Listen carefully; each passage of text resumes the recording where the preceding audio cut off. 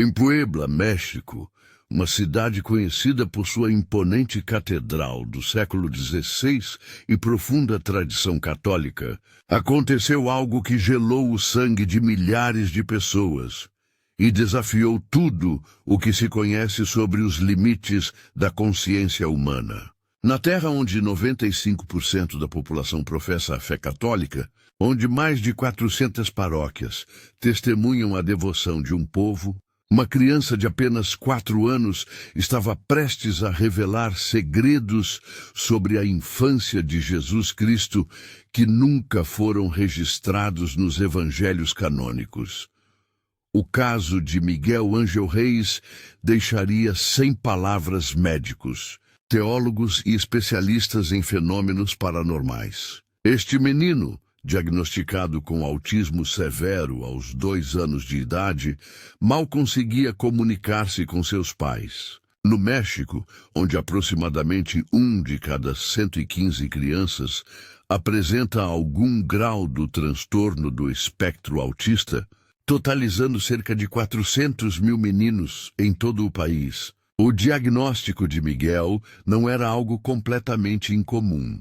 Porém, o que estava prestes a acontecer mudaria para sempre a vida de todos ao seu redor. Antes de irmos a mais detalhes, quero te pedir para se inscrever no nosso canal e deixe sua curtida. Desta forma, nos ajuda a ajudar mais projetos sociais. Não pedimos seu dinheiro, apenas sua inscrição. A história começa em uma tarde comum de março de 2023, no bairro de La Paz, próximo ao centro histórico de Puebla. Carmen Reis, mãe de Miguel Ángel, estava acostumada ao silêncio do filho. Diferente de outras crianças autistas que desenvolvem ecolalia ou repetições de palavras sem sentido aparente, Miguel simplesmente não falava. Os especialistas do Hospital Universitário de Puebla haviam tentado diversas terapias, incluindo sistemas aumentativos e alternativos de comunicação, mas nada parecia funcionar. Carmen lembra com precisão daquele momento que mudaria tudo. Estava preparando o jantar quando escutei uma voz vinda do quarto de Miguel. Pensei que tinha deixado a televisão ligada, mas quando fui verificar, encontrei meu filho sentado no chão, falando sozinho. Mas não estava falando em espanhol. Era aramaico. A declaração parece impossível, fantasiosa até. Como uma criança de 4 anos, diagnosticada com autismo severo, que nunca havia pronunciado uma palavra compreensível, poderia estar falando um idioma morto há mais de 2000 anos. Carmen gravou aquele momento em seu celular, sem imaginar que aquele vídeo se tornaria objeto de estudo de linguistas e teólogos de todo o mundo. O Dr. Rafael Martínez, neurologista pediátrico do Instituto Nacional de Neurologia de Ciudad de México, foi um dos primeiros especialistas a examinar Miguel. Em 27 anos de carreira médica, jamais havia presenciado algo assim. A criança não apenas falava aramaico, mas utilizava uma variante específica do século I, a mesma que teria sido falada na Galileia da época de Jesus Cristo.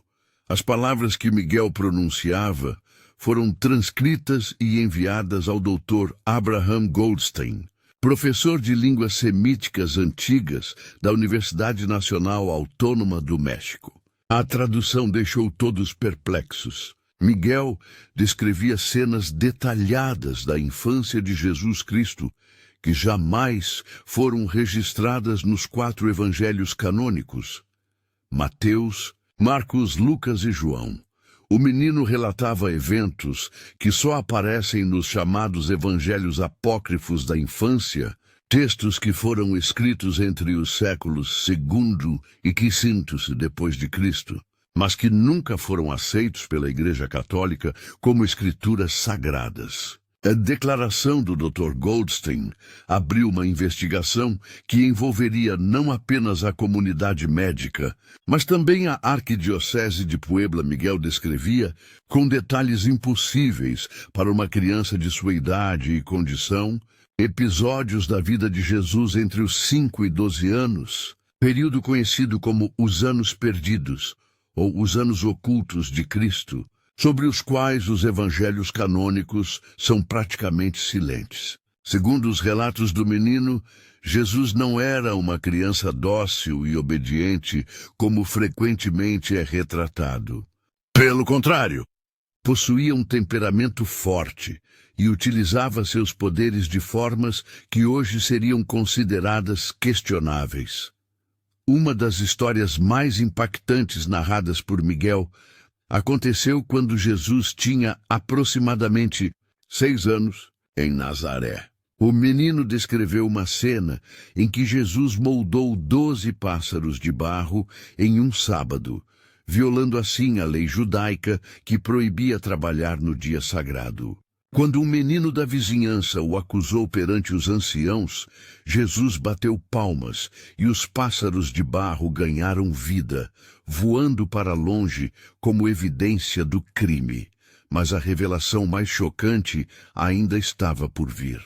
Miguel começou a descrever um episódio nunca antes registrado, nem mesmo nos evangelhos apócrifos conhecidos. Segundo o menino autista, houve um momento em que Jesus, aos 8 anos, presenciou a morte de uma criança vizinha que havia caído de um telhado. Os pais da criança morta, tomados pelo luto e pela raiva, acusaram Jesus de ter empurrado o menino. Jesus ficou diante do corpo sem vida por vários minutos. Narrava Miguel em aramaico, posteriormente traduzido. Então tocou a testa do menino morto e ordenou: Lázaro, levanta-te e diz quem te empurrou. O menino abriu os olhos, sentou-se e declarou diante de todos que havia tropeçado sozinho, que Jesus não tinha culpa. Depois disso, voltou a deitar-se e seu espírito partiu novamente. A história apresentava elementos que deixaram os teólogos profundamente perturbados. Primeiro, porque demonstrava Jesus realizando milagres de ressurreição já na infância, algo não registrado em nenhum texto conhecido. Segundo, porque o nome do menino ressuscitado era Lázaro, o mesmo nome do amigo que Jesus ressuscitaria décadas depois, já adulto. Conforme registrado no Evangelho de João, comenta aí de qual cidade e estado você está nos assistindo. Queremos saber onde nossos inscritos estão localizados. O padre Antônio Mendes, teólogo da Pontifícia Universidade Católica do México, foi designado pela Arquidiocese para investigar o caso. Inicialmente estava cético. Pensava que se tratava de algum tipo de fraude ou que os pais estavam colocando palavras na boca da criança. Mas quando me sentei diante de Miguel e presenciei pessoalmente suas narrativas, tudo mudou. O padre Mendes realizou uma série de testes com Miguel. Apresentou ao menino imagens de locais históricos da Galileia, da Judéia e de Jerusalém. Miguel não apenas identificou corretamente todos os lugares, como forneceu detalhes arquitetônicos específicos de como eram esses locais no século I, antes das destruições e reconstruções que ocorreram ao longo dos séculos. Quando mostrei uma foto da atual Nazaré, Miguel ficou confuso. Disse que aquela não era Nazaré, que as casas estavam erradas, que faltava o poço central onde as mulheres buscavam água ao amanhecer. De fato, pesquisas arqueológicas confirmaram que a Nazaré do século I era muito menor que a cidade atual, e que, de fato, havia um poço central, descoberto em escavações realizadas em 1997. Mas como era possível? Como uma criança mexicana de 4 anos, diagnosticada com autismo severo, que nunca havia saído de Puebla, poderia ter conhecimentos tão específicos sobre geografia, arquitetura e costumes da Palestina do século I? A doutora Silvia Contreras, psiquiatra especializada em casos de memórias de vidas passadas da Universidade de Guadalajara, foi chamada para avaliar Miguel. Existem casos documentados ao redor do mundo de crianças que alegam recordar vidas anteriores. O professor Jim Tucker, da Universidade de Virgínia, nos Estados Unidos, documentou mais de 2.500 casos desse tipo. Durante suas sessões com Miguel, a doutora Contreras descobriu algo extraordinário. O menino não afirmava ter sido Jesus Cristo. Em vez disso, dizia ter sido um menino chamado Elias, que viveu em Nazaré e foi companheiro de brincadeiras de Jesus durante a infância. Miguel descrevia a si mesmo como testemunha ocular dos eventos, não como o próprio Cristo. Isso tornava o caso ainda mais intrigante. Segundo os relatos de Miguel, Elias era filho de um carpinteiro que trabalhava na mesma oficina que José, o pai terreno de Jesus. Os dois meninos passavam longas horas juntos enquanto seus pais trabalhavam. Foi através dessa convivência íntima que Elias teria testemunhado não apenas os milagres infantis de Jesus, mas também suas lutas internas entre sua natureza divina e sua humanidade. Jesus chorava muito, narrava Miguel durante uma das sessões gravadas. Ele não entendia por que era diferente. Porque quando desejava algo com muita força, aquilo acontecia. Porque quando ficava com raiva, coisas ruins aconteciam às pessoas que o haviam ofendido. Maria, sua mãe, passava noites em vigília, orando e aconselhando o filho sobre como controlar seus dons. Estas revelações lançavam uma luz completamente nova sobre a infância de Jesus, apresentando-o como uma criança que lutava para compreender e controlar seus poderes sobrenaturais. Uma narrativa muito mais humana e complexa que a tradicionalmente apresentada. A equipe médica decidiu realizar testes de neuroimagem em Miguel. Os resultados foram surpreendentes. Durante os momentos em que narrava as histórias de Elias e Jesus, os scans cerebrais mostravam padrões de atividade completamente diferentes dos observados em outros momentos. Áreas do cérebro associadas à memória de longo prazo estavam extraordinariamente ativas, como se Miguel estivesse acessando recordações reais, não criando histórias imaginárias. O Dr. Martínez explicou. Em casos de imaginação ou invenção de histórias, vemos ativação predominante no córtex pré-frontal, área associada à criatividade. Mas em Miguel, víamos ativação do hipocampo e do córtex entorrinal, estruturas relacionadas à recuperação de memórias autobiográficas reais. Era como se ele estivesse literalmente recordando eventos vividos, lógicas, psicológicas e até quânticas para o fenômeno.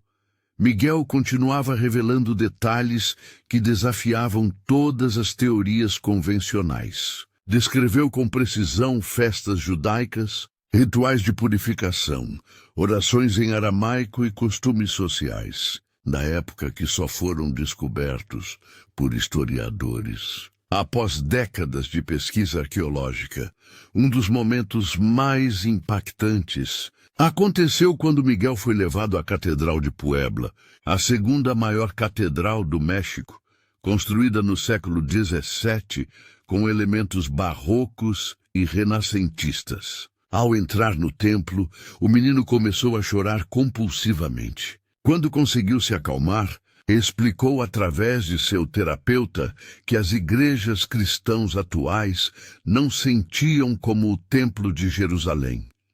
Ele descreveu o templo com detalhes arquitetônicos específicos, relatou o padre Mendes. Falou sobre o pátio dos gentios, o pátio das mulheres, o altar dos sacrifícios. Mencionou o cheiro de incenso misturado com sangue de animais sacrificados, os gritos dos vendedores de pombas, o som dos chofars. Eram detalhes sensoriais impossíveis de serem inventados por uma criança autista de 4 anos. A equipe de investigadores decidiu realizar um experimento. Levaram Miguel a uma sinagoga em Puebla, sem dizer-lhe aonde iam. Ao entrar no local, o menino imediatamente se ajoelhou e começou a recitar em aramaico o Shema Israel, a oração judaica mais sagrada. Estava recitando perfeitamente, com a pronúncia correta do aramaico do século I, confirmou o rabino David Levy, que estava presente. Nenhuma criança católica mexicana poderia saber isso. As revelações de Miguel sobre a infância de Jesus incluíam também detalhes sobre a educação do menino Jesus. Segundo os relatos, Jesus foi matriculado na escola da sinagoga de Nazaré aos 5 anos, como era costume para meninos judeus. Porém, sua relação com os mestres era complicada. Jesus fazia perguntas que os rabinos não conseguiam responder, narrava Miguel. Perguntava sobre o significado profundo das Escrituras, sobre aparentes contradições na Torá, sobre a natureza de Deus. Os mestres ficavam irritados, pois um menino de 5 anos não deveria questionar, apenas memorizar e obedecer.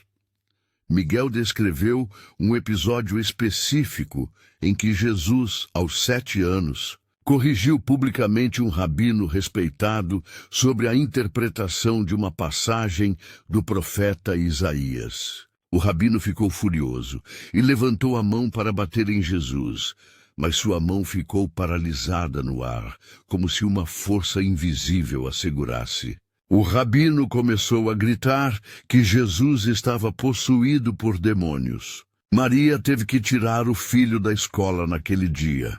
Estas histórias se alinhavam parcialmente com relatos encontrados no Evangelho da Infância de Tomé, um texto apócrifo do século II, que descreve Jesus criança como poderoso, mas temperamental. Porém, Miguel adicionava camadas de profundidade psicológica e emocional que não existiam nos textos apócrifos conhecidos. Segundo o menino, Jesus gradualmente aprendeu a controlar seus poderes após um incidente traumático. Quando tinha 9 anos, ficou com raiva de um menino que o havia empurrado durante um jogo. Jesus desejou que o menino ficasse cego, e instantaneamente assim aconteceu.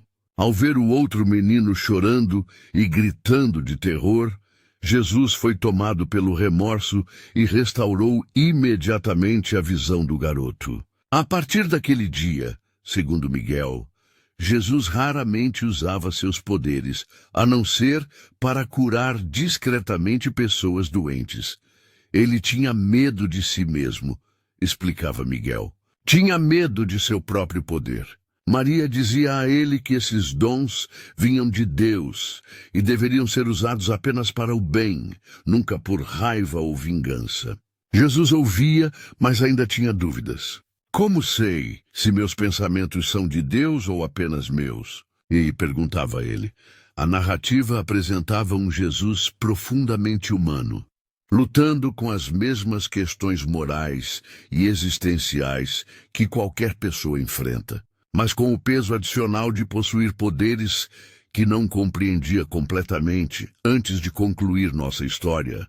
Quero pedir novamente, se inscreva no canal e ative o sininho de notificações para não perder os próximos casos que vamos apresentar. Sua inscrição nos ajuda a continuar nosso trabalho. Em junho de 2023, a equipe de investigadores tomou uma decisão ousada. Decidiram levar Miguel a Jerusalém para ver se o contato direto com os locais históricos provocaria alguma reação. O voo foi financiado por um documentário que estava sendo produzido sobre o caso. A chegada de Miguel a Israel foi impactante. No aeroporto Ben Gurion, em Tel Aviv, o menino teve um ataque de pânico. Disse que o mar estava errado, que não era assim que se chegava à Terra Santa, relatou Carmen Reis. De fato, no século I, as viagens à Judéia eram feitas principalmente por terra, através de caravanas. A visão do Mediterrâneo do ar era algo completamente fora do contexto de memórias do século I. Quando finalmente chegaram a Jerusalém, Miguel foi levado à Cidade Velha. Sua reação foi de confusão e angústia.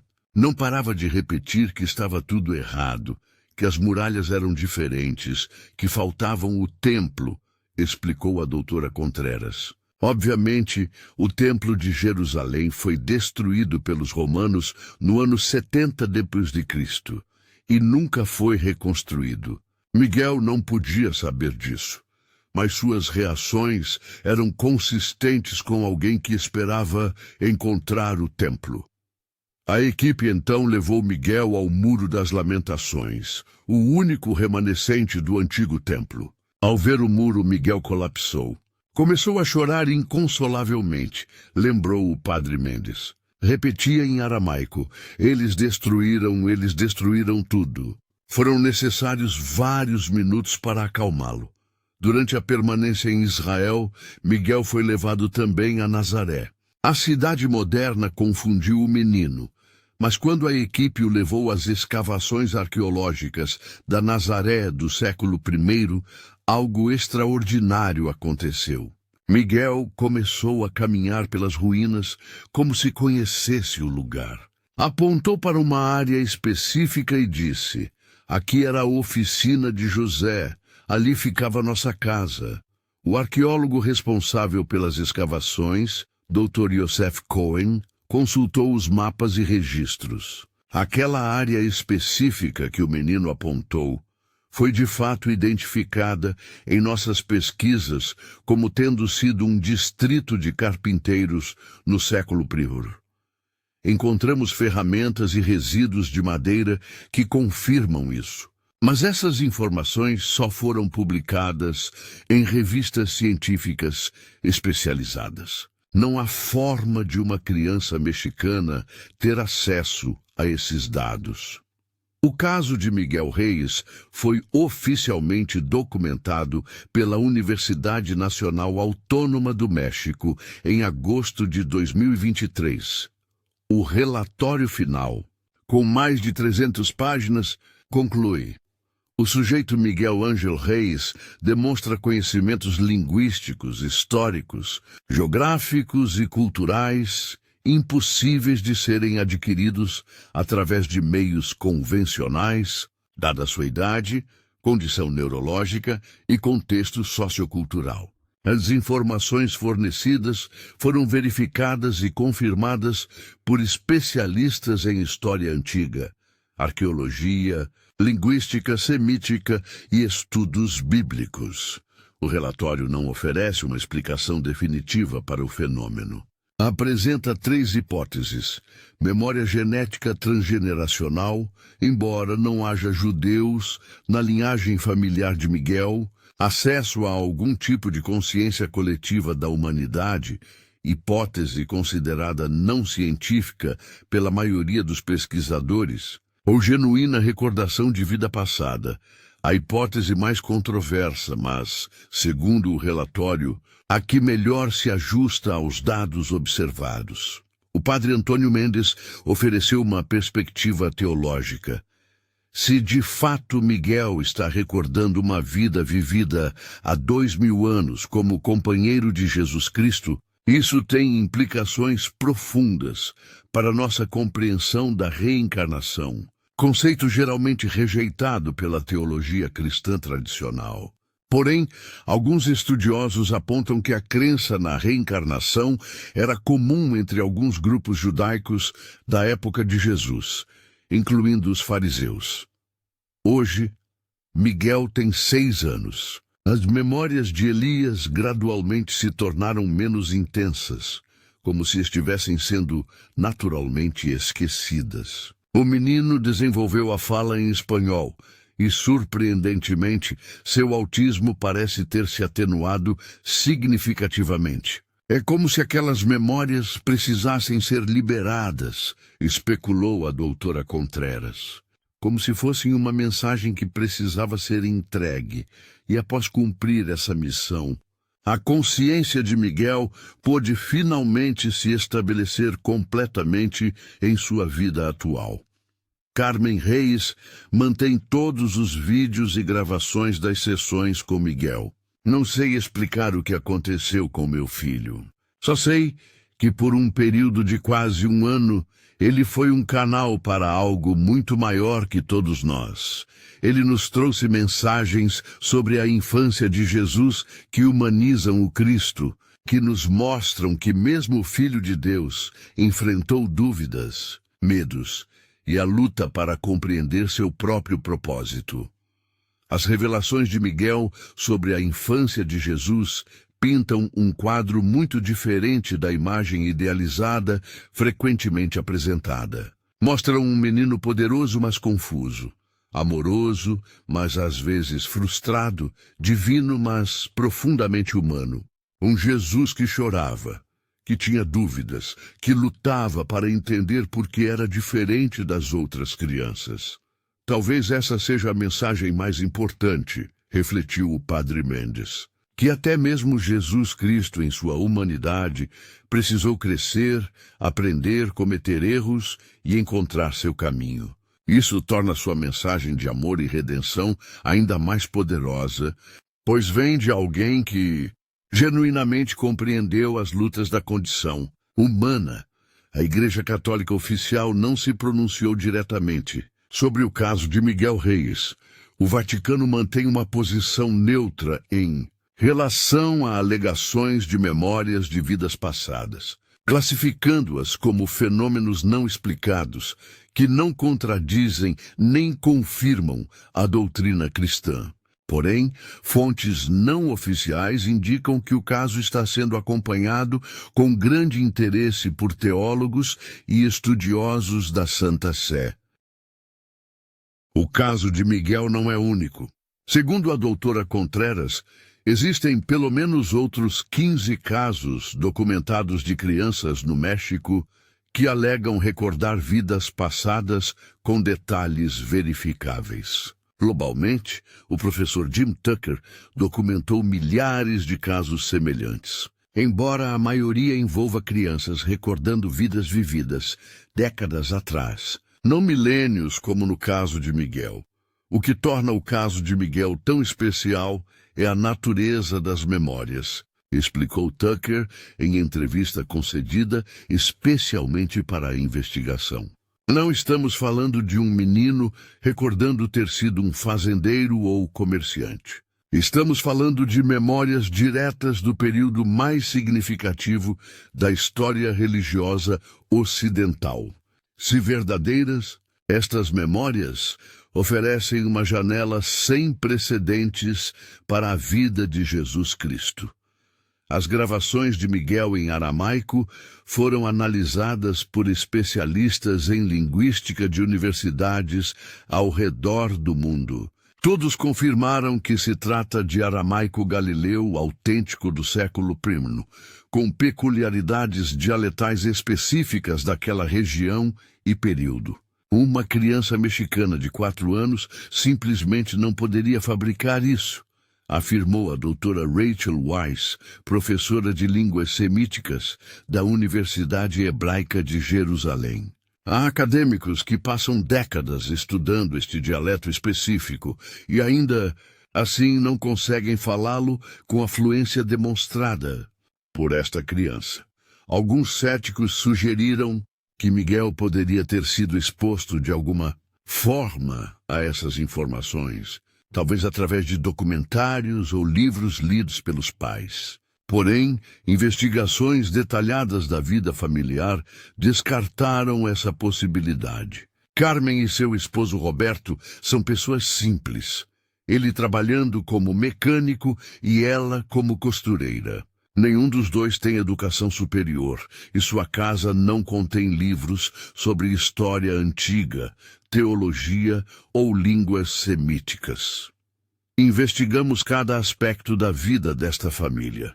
explicou a doutora Contreras. Verificamos seu histórico de compras, histórico de internet, livros, programas de televisão que assistem. Não há absolutamente nenhuma fonte convencional de onde Miguel poderia ter obtido essas informações. É simplesmente impossível.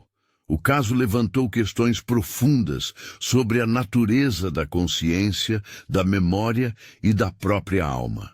Se Miguel de fato recordava uma vida vivida há 2000 anos, isso implicaria que algum aspecto de nossa consciência sobrevive à morte física e pode reencarnar em novos corpos. Esta ideia, comum em religiões orientais como o hinduísmo e o budismo, é geralmente rejeitada pela teologia cristã tradicional, que ensina a ressurreição dos mortos, não a reencarnação. Porém, alguns estudiosos apontam que a questão é mais complexa do que parece. Há evidências de que a crença na reencarnação ou transmigração das almas existia entre alguns grupos judaicos do século I, explicou o padre Mendes. Os fariseus, por exemplo, acreditavam em alguma forma de vida após a morte que poderia incluir o retorno da alma. Alguns estudiosos especulam que o próprio Jesus pode ter sido exposto a essas ideias. As revelações de Miguel sobre Jesus, utilizando poderes na infância para depois decidir conscientemente controlá-los, oferece uma perspectiva fascinante sobre o desenvolvimento da consciência messiânica de Cristo. Os evangelhos canônicos apresentam Jesus já adulto, aparentemente plenamente consciente de sua missão divina, observou o padre Mendes. Mas as narrativas de Miguel sugerem que essa consciência foi algo que Jesus precisou desenvolver e crescer gradualmente, assim como qualquer outro aspecto de sua humanidade. Esta visão de um Jesus que cresceu em compreensão de seu próprio propósito é, curiosamente, consistente com uma passagem do Evangelho de Lucas que afirma: "E Jesus crescia em sabedoria, em estatura e em graça diante de Deus e dos homens." A frase sugere um desenvolvimento progressivo, não tem uma consciência messiânica instantânea desde o nascimento. As histórias narradas por Miguel também lançam luz sobre o papel crucial de Maria na formação de Jesus. Longe da figura passiva, frequentemente retratada, as memórias de Elias, canalizadas através de Miguel, apresentam Maria como uma educadora ativa, ensinando Jesus sobre compaixão, autocontrole e o uso ético do poder.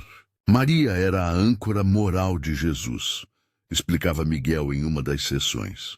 Quando ele ficava confuso ou com medo de si mesmo, ela estava lá, lembrando-o do amor de Deus e da importância de usar seus dons apenas para o bem. Em dezembro de 2024, exatamente um ano após as primeiras manifestações, Miguel teve sua última sessão de recordações de Elias.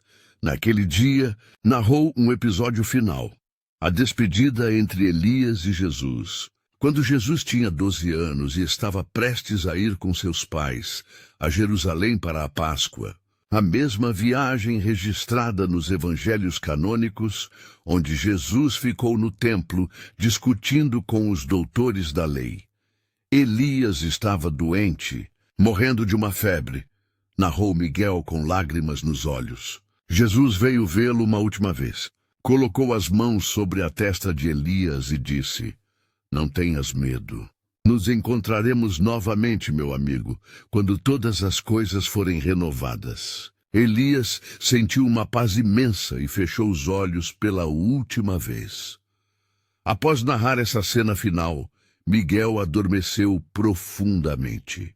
Quando acordou horas depois, não recordava de Elias, de Jesus ou de qualquer das memórias que havia compartilhado nos meses anteriores. Era como se uma porta tivesse se fechado permanentemente. "Meu filho voltou a ser apenas Miguel", disse Carmen. "Mas nós que testemunhamos o que aconteceu, nunca seremos os mesmos. Caso de Miguel Reis permanece como um dos fenômenos mais extraordinários e bem documentados de possível recordação de vida passada já registrados. As 127 horas de gravações em vídeo, as análises linguísticas, os exames neurológicos, as verificações históricas e arqueológicas, tudo aponta para algo que desafia nossas compreensões convencionais sobre consciência, memória e a própria natureza da existência humana. E você acredita que a consciência humana pode sobreviver à morte física e retornar em um novo corpo? Acredita que uma criança autista de 4 anos poderia genuinamente ter acesso a memórias de uma vida vivida há 2000 anos, ao lado do menino que se tornaria Jesus Cristo? O caso de Miguel não está isolado. Em todo o México, em todo o mundo, há crianças contando histórias de vidas passadas, revelando segredos impossíveis, desafiando tudo o que pensamos saber sobre os limites da mente humana. Talvez, apenas talvez, a morte não seja o fim que sempre acreditamos ser.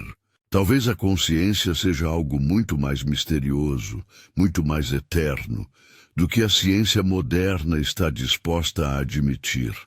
O próximo caso pode estar mais perto de você do que imagina. Pode ser aquela criança que conta histórias detalhadas de lugares que nunca visitou. Pode ser aquele menino que fala línguas que nunca aprendeu. Pode ser uma revelação que mudará para sempre sua compreensão do que significa ser humano. A história de Miguel Reis permanece aberta. Não porque não tenhamos informações suficientes, mas porque as informações que temos apontam para realidades que ainda não estamos totalmente preparados para aceitar. No silêncio de uma criança autista que por um breve momento teve voz, ecoam segredos de 2000 anos, sussurros de uma época em que o divino e o humano se encontraram nas ruas de Nazaré, nas brincadeiras de crianças, no aprendizado gradual de um menino poderoso que se tornaria o homem que mudaria o mundo para sempre.